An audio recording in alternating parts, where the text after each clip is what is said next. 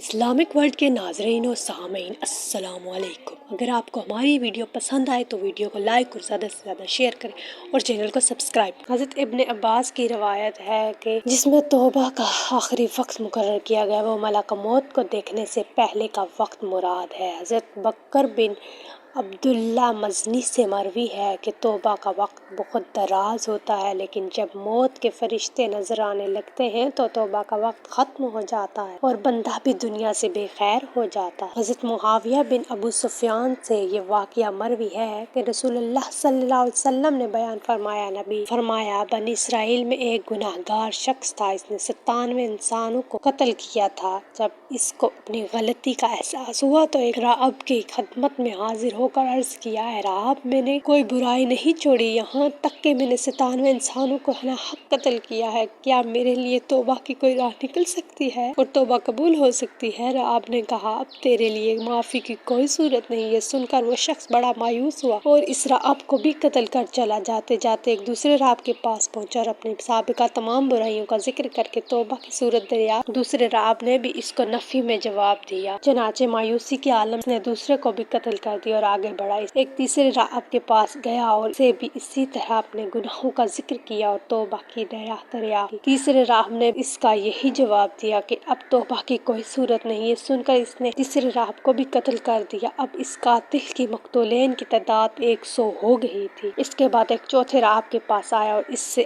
اپنے جرائم کا ذکر کر کے توبہ کی صورت دریافت کی۔ اس راہب نے کہا کہ اگر میں یہ جواب دوں کہ جو شخص اللہ کی طرف رجوع ہوتا ہے اللہ اس کی طرف رجوع نہیں ہوتا تو یہ جھوٹ ہوگا، اس لیے میں تجھ سے کہتا ہوں کہ تو اب توبہ کر لے اور پھر اپنے اعمال درست کرنے کے لیے فلاں مقام کے دیر میں جا کر وہاں کے عابدوں کے ساتھ اللہ کی عبادت کر۔ راہب کی یہ بات سن کر اس کو امید بندھی اور اس نے توبہ کر کے اس دیر کی راہ لی۔ جب وہ درمیانی راستہ تک پہنچا تو اللہ تعالیٰ اپنے فرشتوں کو حکم دیا اور اس کی روح وہیں راستے ہی میں قبض کر لی گئی۔ اس کے مرتے ہی عذاب و رحمت کے فرشتے اس کو اٹھانے کے لیے جھگڑنے لگے۔ اچانک ایک تیسرا فرشتہ آیا اور اس نے فیصلہ کیا کہ یہ شخص یہاں سے چلا اور جس گاؤں کی طرف جا رہا تھا اس گاؤں کا فاصلہ ناپو، اگر یہ توابین کے گاؤں سے زیادہ قریب ہو تو اس کو نیکیوں میں شمار کرو ورنہ گناہگاروں میں۔ اور چنانچہ جب فاصلے کی پیمائش ہوئی تو ایک بالش توابین کے گاؤں سے زیادہ تھا، اس لیے اس شخص کو بخش دیا گیا۔ رحمت کے فرشتے اس کو اٹھا لے گئے۔ سبحان اللہ، اللہ ہمیں بھی توابین کے راستے میں شہادت کی موت نصیب فرما،